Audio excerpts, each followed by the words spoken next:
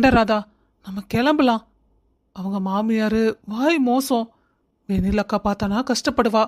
பேசாம நம்ம கிளம்பிடுவோம், அதான் நமக்கு நல்லது. கிரேஷ், நீ பேசுறது கொஞ்சம் கூட சரியில்லை.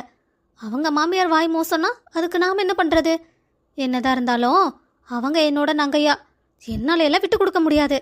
ஒழுங்கா வா, அவங்க கூட சேர்ந்து நம்ம கல்யாணத்துக்கு போகலாம். அப்போ தான் நம்மளுக்கும் சந்தோஷமாக இருக்கும், அவங்களும் சந்தோஷப்படுவாங்க. நீ ஒரு தம்பியாக இருந்து யோசி. உனக்கு தெரியும்ல கிரேஷ், எனக்குன்னு சொந்த பந்தம் யாரும் இல்லை. ஆனால் உங்கள் அக்கா, உன்னை, தேவா, உங்கள் 3 பேர்த்தையும் பார்க்கும்போது எனக்கே பொறாமையாக இருக்குடா. ஆனால் வெண்ணிலக்காவும் உன் கூட வந்து சந்தோஷமாக சிரித்து அடித்து பேசி விளையாடும்போது எவ்வளோ சந்தோஷமாக இருக்கும் தெரியுமா? நம்ம குடும்பமே கலகலன்னு இருக்கும்.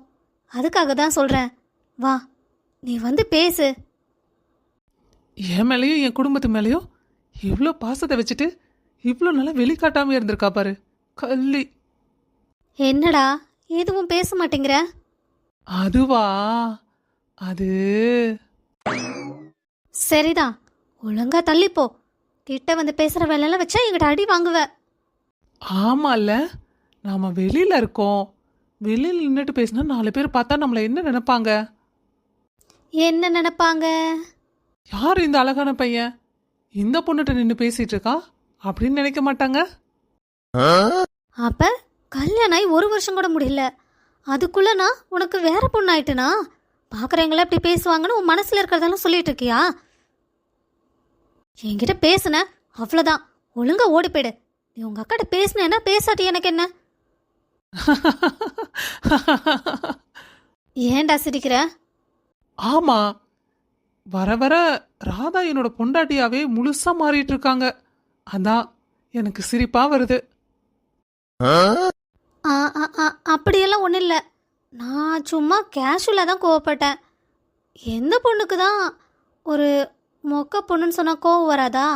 அந்த மாதிரி தான் நானும் கோவப்பட்டேன், மற்றபடி ஒன்றும் இல்லை. அப்பவும் கடைசி வரைக்கும் நீ ஒத்துக்க மாட்டல்ல? என் செல்ல ராதா, உன்னை எப்படி ஒத்துக்க வைக்கணும்னு எனக்கு நல்லா தெரியும். அப்படி வந்து உன்னை பார்த்துக்கிறேன். உன்னை தள்ளி நில்லுன்னு நான் சொன்னேன். போதுமா மேடம்? போதும் போதும். கிரேஷ், போகலாம் கிரேஷ். எவ்வளோ நேரம் இங்கேயே வெயிட் பண்ணிட்டு இருப்ப? கிரேஷ், கிரேஷ், நீ நீ என்னை பார்க்க வருவேன்னு எதிர்பார்க்கவே இல்லைடா. எனக்கு ரொம்ப சந்தோஷமா இருக்கு. வெண்ணிலா, அதை கூட நீ அழுதுட்டு தான் சொல்லுவியா? இல்லடா, எனக்கு ரொம்ப சந்தோஷமா இருக்கு. அது சந்தோஷத்துல வர கண்ணீர். சரி சரி வெண்ணிலக்கா, கொஞ்சம் என்னையே கண்டுக்கோங்க. ஐயோ ராதா, உன்னை கண்டுக்காம எப்படி? சரி வாங்க 2 பேரும் உள்ள. இல்லை வேண்டாக்கா, உன் மாமியா இருந்தா பேச போறாங்க. டேய், அவங்களாம் ஒன்றும் சொல்ல மாட்டாங்க, வா. யார் ஒன்றும் சொல்ல மாட்டாங்க? அதெல்லாம் ஒன்றும் இல்லை அத்தை, சும்மா தான் பேசிட்டு இருந்தோம். எப்படி இருக்கீங்க நீங்க? மாமா எப்படி இருக்காங்க? ஆ நல்லா இருக்கும். என்ன இந்த பக்கம்லாம் வந்திருக்கீங்க? அத்தை, தம்பி என்ன பக்கத்தான் வந்திருக்கான். என்ன என்னைக்கு இல்லாத திருநாளா இன்னைக்கு அக்கா மேலே அம்புட்டு பாசம்? அது ஒன்றும் இல்லைம்மா, அக்காவை பார்க்கணும்னு சொல்லிகிட்டே இருந்தார். அதான் சரி பார்த்துட்டு எப்படி இருந்தாலும் கனி கல்யாணத்துக்கு வருவீங்கள்ல, அதான் எல்லாரும் சேர்ந்து போகலான்னு பார்த்தோம். நீங்கள் பாருமா, உன்னோட நல்லதுக்கு தான் சொல்கிறேன். இந்த குடும்பமே ஒரு மாறி குடும்பம். இவ இருக்காலே கல்யாணம் ஆகி வந்து 4-5 வருஷம் ஆச்சு, இன்னும் ஒரு குழந்தையே பெற்று தர முடியல. என்ன சொல்கிறது, எனக்கே கஷ்டமாக தான் இருக்குது. ஆனால் யாரையும் என்னன்னு சொல்லுவேன். நீ பார்த்து பத்திரமா இருந்துக்கோ. என்னக்கா அத்தை இப்படி பேசிட்டு இருக்காங்க? நீ பார்த்துட்டு கேட்டுட்டு சும்மா இருக்க?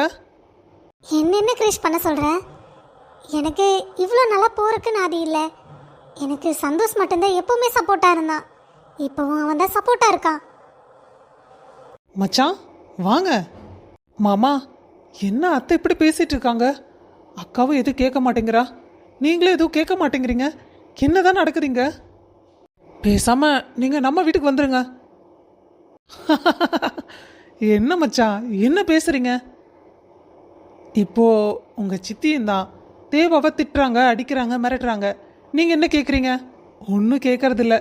அதுக்காக தேவா என்ன ஓடி போயிட்டாளா இல்லை யார்கிட்டயும் பேசாமல் அமைதியாக ரூம்குள்ளே போயிருக்காளா? எல்லாத்துக்கிட்டே சகஜமாக பேசுகிறா தானே, உங்ககிட்டயே அப்படி இருக்கா தானே? குடும்பம்னா அப்படிதான் இருக்கும், எல்லாம் அட்ஜஸ்ட் பண்ணி இருந்துதான் ஆகணும். மாமா என்ன சொல்கிறாரு?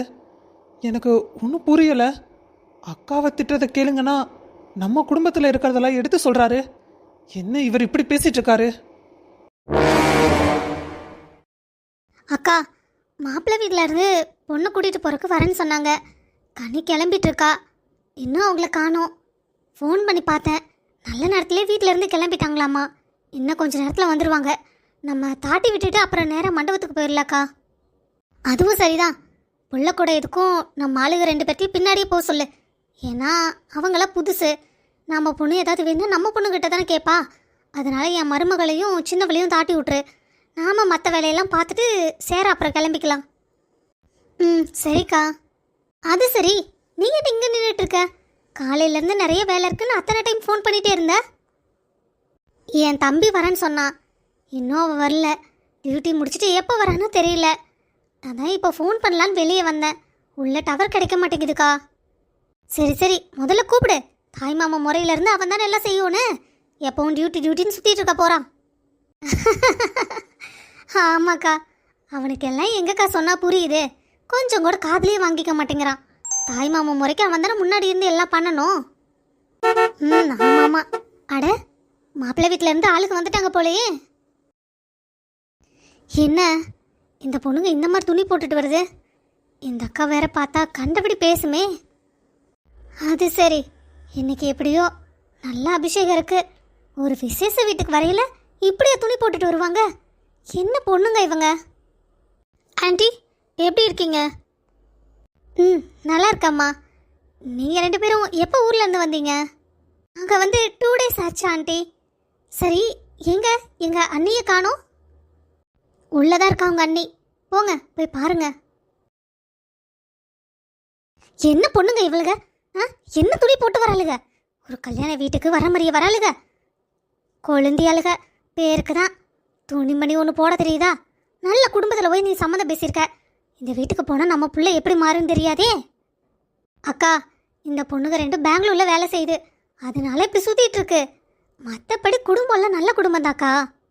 ஆமாண்டி அம்மா, நீ இதான் மெச்சுக்கோணும். நல்ல குடும்பத்தில் போய் நம்ம உள்ளே கொடுக்கறக்கு பேசிட்டு வந்திருக்க. இதுக்கு சஞ்சய்க்கு கொடுத்துருந்தா கூட நல்லா வச்சுருந்துருப்பான். உன் நங்கையா மேலே இருக்க கோவத்தில் இந்த குடும்பத்தில் போய் பிள்ளைய கொடுத்து வாழ்க்கை கெடுக்க பார்க்குற நீ. எனக்கு ஏதோ சரிப்பட்டு வரல. நான் சொல்ல வேண்டியதை சொல்லிட்டேன், அப்புறம் உன் விருப்பம். நாளைக்கு கல்யாணத்தை வச்சுக்கிட்டு என்னதான் இருந்தாலும் ஒரு விசேஷத்துக்கு வரும்போது எப்படி வரும்னு போகணும்னு கூட அந்த நடைமுறை கூட இந்த பிள்ளைகளுக்கு தெரிய மாட்டேங்குது. கேட்டால் பெங்களூரில் வேலை செய்த பெங்களூரில். அக்கா, என்னடா இதை நீ வர நேரமா? தாய் மாமா முறைக்கு நீ நேரமே வரணும். வாழை மரம் கட்டுறக்கு கூட நீ வரல. என்ன நினைச்சிட்டு இருக்க? அக்கா கோபப்படாதக்கா, என்னோட வேலையை பற்றி தான் உனக்கு தெரியும்ல, அதனால தான் வர முடியல. ஒரு முக்கியமான கேஸு. என்ன கேஸு? எப்போ பாரு கேஸுன்னு சுற்றிட்டே இருடா. குடும்பத்தை எப்போ தான் நீ பார்க்க போறியோ எனக்கு தெரியல. என் செல்ல அக்கா இப்படி கோவமா இருந்தா நல்லாவா இருக்கு? அதான் நான் வந்துட்டேன்ல கல்யாணத்துக்கு. இனி நான் டியூட்டியை பார்க்க போகவே மாட்டேன். இனி அவ்வளோதான், நான் 2 days லீவ் போட்டே வந்துட்டேன். இனி கல்யாணம் முடிகிற வரைக்கும் நான் முன்னாடி இருந்து எல்லா வேலையும் பார்க்க போறேன். சந்தோஷம் தானே உனக்கு? அட போடா, ஏதோ ஒன்று சொல்லி நீ சமாதானப்படுத்திடுற.